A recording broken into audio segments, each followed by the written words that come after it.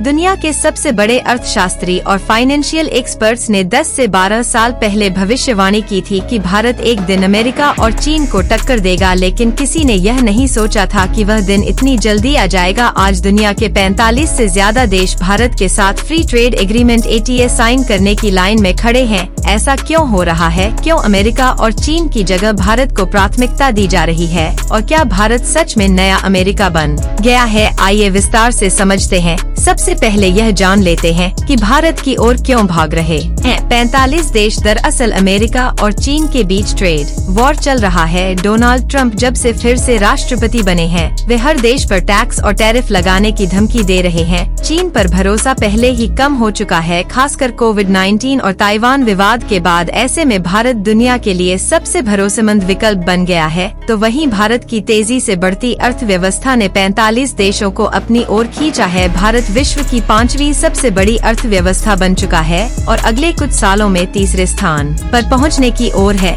140 करोड़ से ज्यादा की आबादी भारत को दुनिया की सबसे बड़ी कंज्यूमर मार्केट बनाती है। विदेशी कंपनियां अब भारत में अपने प्रोडक्ट्स बेचना चाहती हैं और यहां की मैन्युफैक्चरिंग का फायदा उठाना चाहती हैं। PM मोदी की सरकार ने पिछले 10 सालों में मेक इन इंडिया, आत्मनिर्भर भारत, डिजिटल इंडिया और PLI जैसी योजनाओं से भारत को मैन्युफैक्चरिंग हब बना दिया है। अब दुनिया भारत के साथ व्यापार करने के लिए नई दिल्ली के चक्कर लगा रही है। अब चलिए यह जानते हैं कि किन देशों ने भारत के साथ FTA पर बातचीत शुरू की। दरअसल सबसे पहले यूरोपीय संघ यानी EU के 27 देशों से भारत की बातचीत हुई। फ्रांस, जर्मनी, इटली, स्पेन जैसे 27 देश भारत के साथ एक साझा व्यापार समझौता करना चाहते हैं। इसके बाद गल्फ कोऑपरेशन काउंसिल के 6 देश हैं जो भारत के साथ FTA करना चाहते हैं। सऊदी अरब, UAE, Qatar, Kuwait, Bahrain, Oman जैसे तेल उत्पादक देश भारत के साथ FTA पर काम कर रहे हैं। इसके साथ ही साथ यूरेशियन इकोनॉमिक यूनियन यानी EU के 5 देश भी भारत के साथ हाथ मिला चुके हैं। रूस, कजाकिस्तान, बेलारूस, किर्गिस्तान और आर्मेनिया के साथ भारत फ्री ट्रेड डील की बातचीत कर रहा है।